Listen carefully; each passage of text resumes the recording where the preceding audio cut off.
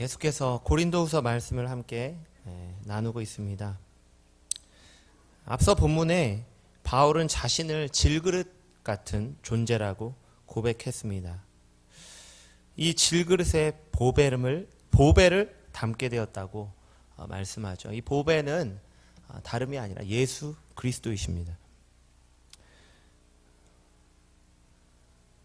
이 보배로 인해서 자신의 능력이 아니라 하나님의 능력이 역사했음을 증거하고 있습니다. 그것은 바로 고난을 통해 나타나는 예수 그리스도의 생명의 역사입니다. 바울은 고린도후서에서 끊임없이 이 자신의 고난을 통해 일하시는 이 하나님의 역설적인 역사죠. 이것을 강조하고 있습니다. 10절에 바울은 예수의 죽음을 몸에 짊어졌다 이렇게 표현합니다. 예수님의 죽음은 곧 십자가의 대속이죠. 그 십자가의 그 대속적인 죽음을 몸에 짊어졌다 이런 표현은 바로 자기를 부인하고 자기 십자가를 지고 따르는 이 제자의 삶의 모습입니다. 이처럼 바울은 수없이 박해와 또 죽음에 넘겨졌습니다. 그러나 그러한 그의 삶을 통해 오히려 예수의 부활과 영생의 복음이 전해졌습니다. 바울을 통해서 수많은 영혼들이 예수를 믿게 되었고 하나님의 자녀가 되어 이 생명의 역사가 일어나게 된 것이죠. 바울은 이것을 10절과 11절에 두 번에 걸쳐서 같은 말을 강조하고 있습니다. 예수의 생명이 또한 우리 죽을 육체에 나타나게 하려 함이라. 바울은 죽음을 각오하고 복음을 전했습니다. 그의 그러한 삶은 생명의 역사로 나타난 것이죠. 이처럼 삶의 이 증명을 통해서 바울은 자신의 사도권 그리고 자신이 가르친 복음이 정당하다는 것을 계속적으로 변호하고 있는 중입니다. 이러한 맥락에서 오늘 본문이 이어지죠. 바울은 죽음을 넘나드는 이 박해 속에서도 그 모든 고난을 견딜 수 있었던 이 힘의 원천을 오늘 본문에서 소개하고 있는데요. 그것은 바로 13절에 말씀하고 있는 믿음이죠. 그리고 또 14절을 통해 알 수 있는 그의 부활에 대한 소망입니다. 마지막으로 15절에서 고백하고 있는 고린도 성도들의 유익을 위해 또 하나님의 영광을 위한 그의 사명입니다. 오늘 이 시간 바울에게 고난을 이기는 이 힘의 원천이었던 이 세 가지가 우리 안에도 충만하여지길 소망합니다. 바울은 13절에 먼저 시편 116편을 인용하고 있는데요. 바울은 이 시편 기자와 자신이 동일한 믿음 그리고 동일한 마음을 가졌다고 고백하고 있습니다. 그러면 이 시편 116편을 저희가 좀 봐야 되겠는데요. 우리 함께 116편 1절에서부터 10절까지를 함께 교독해 보도록 하겠습니다. 시편 116편 1절부터 10절까지입니다. 제가 한 절 읽으면 여러분 한 절 읽어주십시오. 여호와께서 내 음성과 내 간구를 들으심으로 내가 그를 사랑하는도다. 사망의 줄이 나를 두르고 수월의 고통이 내게 이름으로 내가 환난과 슬픔을 만났을 때에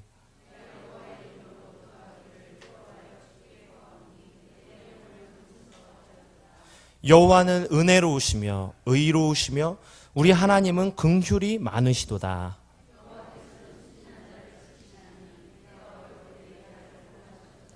내 영혼아 내 평안함으로 돌아갈지어다. 여호와께서 너를 후대하심이로다.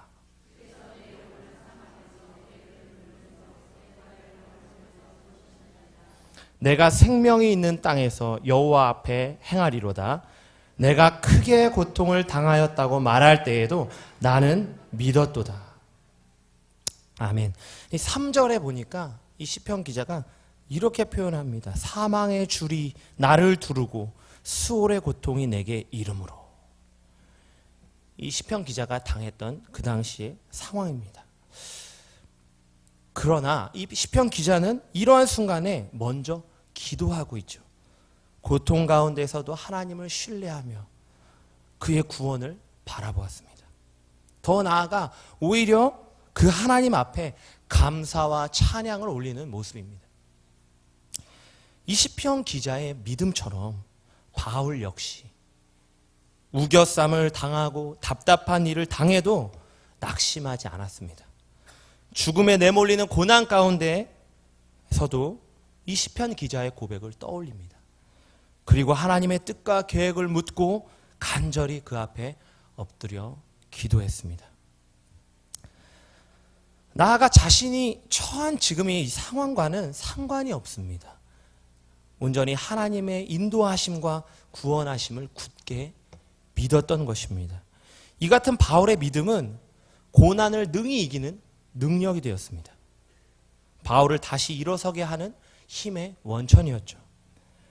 믿음은 하나님의 구원을 베푸시는 방법입니다. 그러나 더 나아가서 바울에게 있어서 이 믿음은 삶을 살아가는 원동력 그 자체였습니다. 이처럼 바울은 시편 기자와 동일한 믿음의 고백을 13절을 통해 전하고 있습니다. 시편 116편 10절이죠. 내가 크게 고통을 당하였다고 말할 때에도 나는 믿었도다. 오늘 우리도 마찬가지입니다. 우리도 때로는 어려운 일과 또 고난을 직면하게 되죠. 도저히 나의 힘으로는 헤쳐나갈 수 없는 이 감당하기 힘든 일에 부딪힐 때도 있습니다. 그러나 바로 그때 우리가 해야 할 첫 번째 행동은 주님 앞에 엎드리는 것입니다. 모든 상황을 알고 계시고 또 그 고난을 허락하신 하나님께 기도로 나아가는 것이죠. 우리는 절망적인 상황과 환경을 만나면 쉽게 낙담합니다. 어찌할 바를 몰라 두려움과 걱정부터 앞서죠. 하나님보다는 당장 눈에 보이는 사람이나 물질을 더 의지합니다. 그 가운데서 또 때로는 하나님을 원망하기도 하죠. 오늘 우리에게 가장 시급한 것은 믿음의 눈을 뜨는 것입니다. 하나님을 바라보지 못, 믿음의 눈을 뜨는 것이 내가 처한 상황 그리고 환경은요 여간해서 잘 바뀌지 않습니다. 하나님을 바라보지 못하고 신뢰하지 못하는 이 연약한 내 마음이 변해야 된다는 것입니다. 오늘 시편 기자와 바울이 말한 이 고백을 우리가 함께 하길 원합니다. 따라해 보겠습니다. 고통 속에서도 나는 하나님을 믿습니다. 절망적인 상황일지라도 나는 하나님을 신뢰합니다. 내가 처한 상황과 환경을 보지 마시길 바랍니다. 믿음의 눈을 뜨시길 바랍니다. 모든 것을 주관하시는 하나님, 그 아버지를 바라보시길 바랍니다. 어떠한 상황 속에서도 이 믿음으로, 이 하나님만을 신뢰하는 믿음이죠. 이 믿음으로 고난을 견디는 저와 여러분이 되길 간절히 소망합니다. 14절에는 바울이 고난 속에서도 승리할 수 있었던 두 번째 힘의 원천이 등장하는데요. 그것은 바로 부활에 대한 소망입니다. 바울은 고린도전서 15장에서 이미 앞으로 이루어질 부활 그리고 그에 대한 소망의 중요성을 아주 긴 지문을 할애해서 강조한 바 있습니다. 그래서 오늘 14절에 이렇게 고백하죠. 예수를 죽음 가운데에서 살리신 하나님께서 예수와 함께 우리 모두를 다시 살리실 것이다. 우리는 이 땅에서 죽음에 이를지라도 영원한 부활로 다시 나올 것이다. 바울은 항상 이 부활의 소망으로 이 고난을 이겨낼 수 있었습니다. 빌립보서 3장 10절에서 12절에 바울이 이렇게 고백한 내용이 나오는데요. 우리 함께 찾아서 읽어보도록 하겠습니다. 빌립보서 3장 10절부터 12절입니다.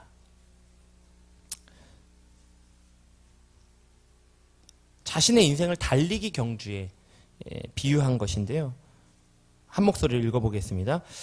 내가 그리스도와 그 부활의 권능과 그 고난에 참여함을 알고자 하여 그의 죽으심을 본받아 어떻게 해서든지 죽은 자 가운데서 부활에 이르려 하노니 내가 이미 얻었다 함도 아니요 온전히 이루었다 함도 아니라 오직 내가 그리스도 예수께 잡힌 바 된 그것을 잡으려고 달려가노라.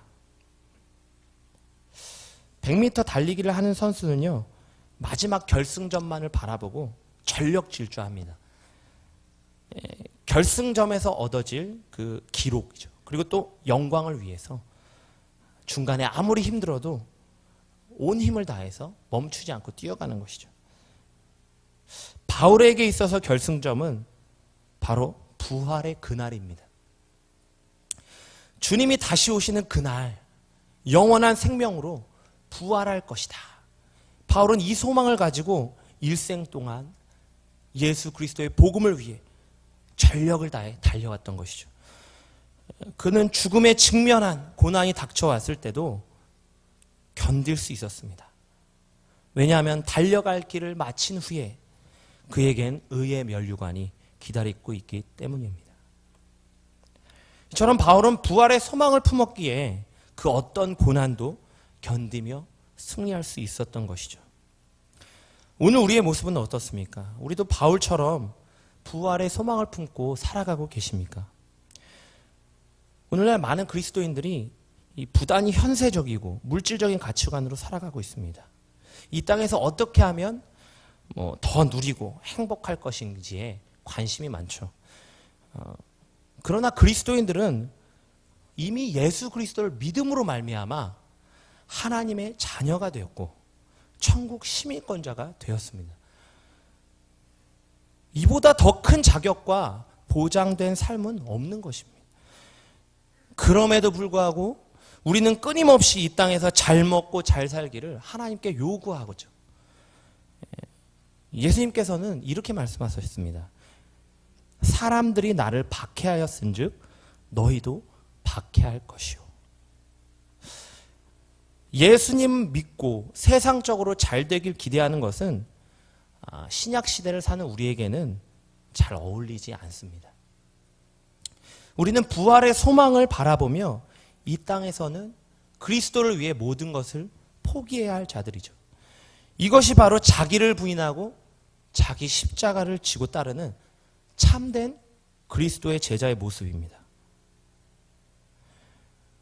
그렇다면 우리가 이 땅에서 이 많은 것들을 포기할 수 있는 이유가 무엇입니까? 그것은 바로 부활과 영원한 생명에 대한 확신과 소망이 있기 때문이죠. 하루 배불리 먹기 위해 이 평생을 감옥에 썩게 될 범죄를 일으키는 사람은 참으로 어리석은 사람이죠. 이것은 곧 이 땅에서의 어떠한 누릴 것들을 위해서 영생의 가치를 버리는 신자와도 같습니다. 반대로 산에서 조난을 당해서 아주 절망적인 상황에 있는 사람이 있습니다. 그런데 몇 시간 후에 구호 헬기가 온다는 소식을 들었다면 이 사람은 그 몇 시간을 감사와 기대로 견딜 수 있는 것이죠. 이거는 뭐냐 하면 이 땅에서의 우리 그리스도인들의 삶이 고난의 연속일지라도 영원한 천국, 부활의 소망을 바라볼 때 감사 그리고 찬양의 삶을 살아갈 수 있다는 것입니다.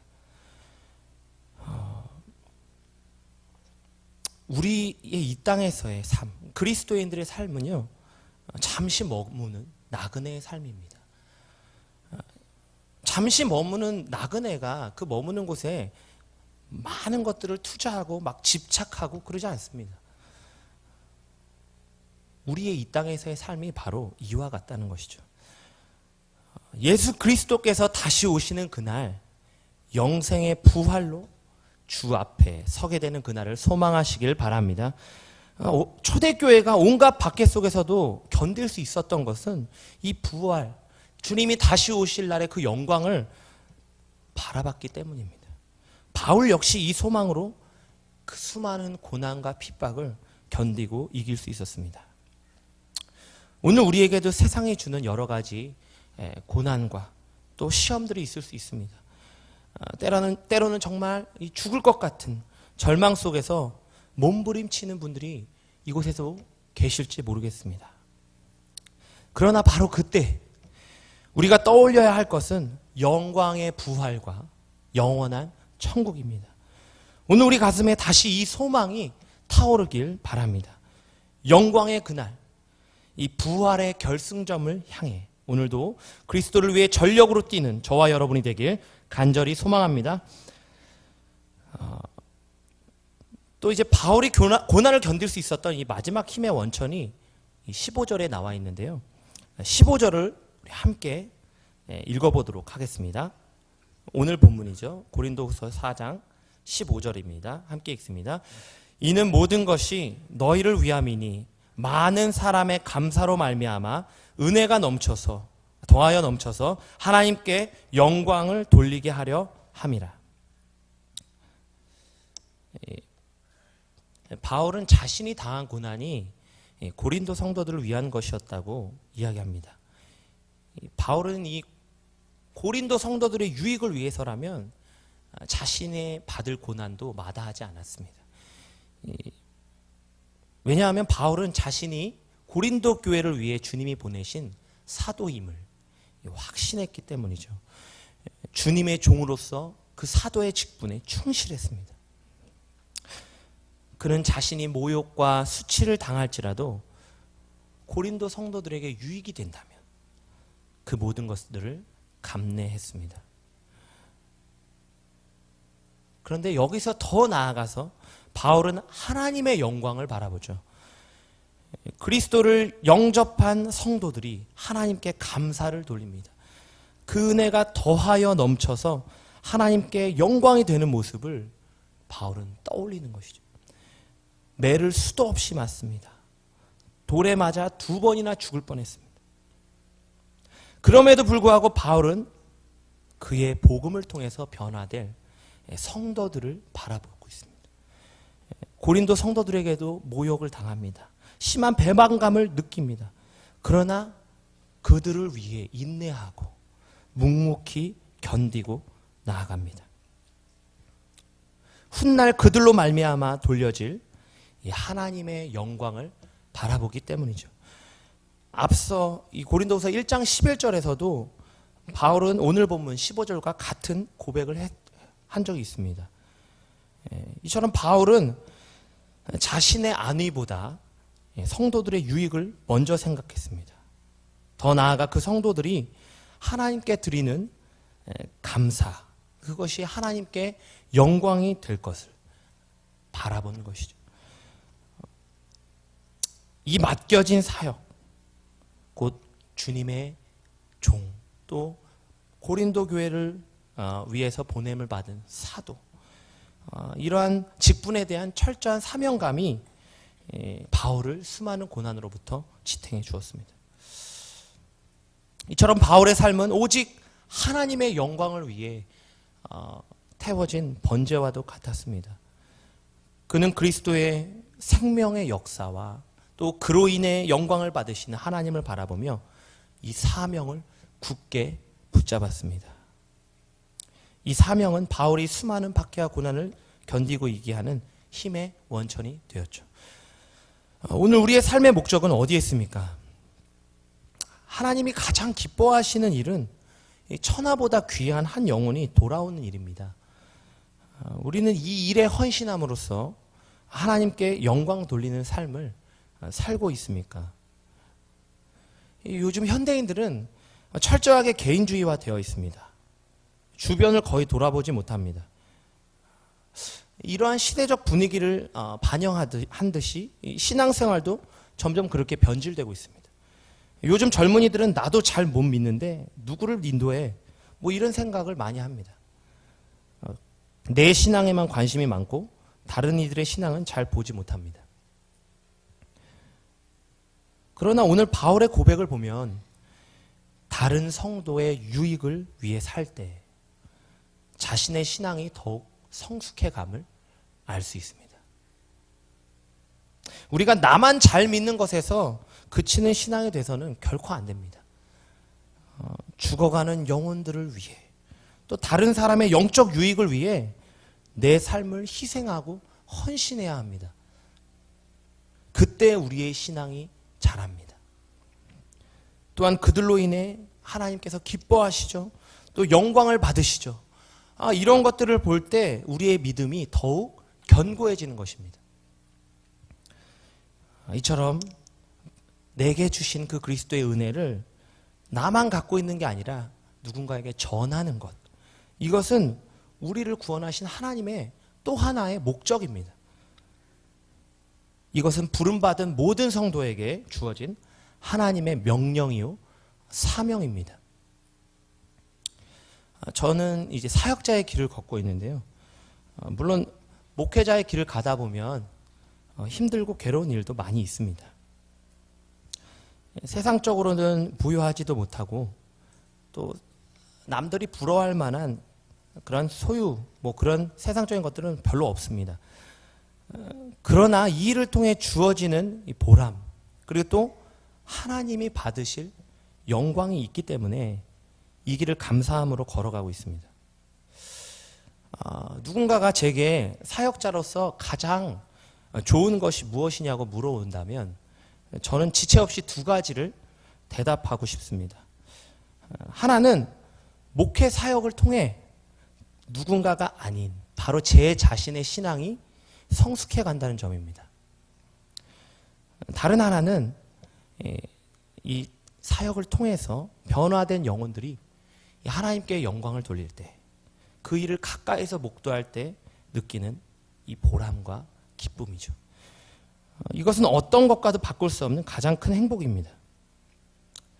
때문에 저는 이 세상에 많은 직업들이 있지만 목회자만큼 영광스러운 직분이 없다고 생각합니다.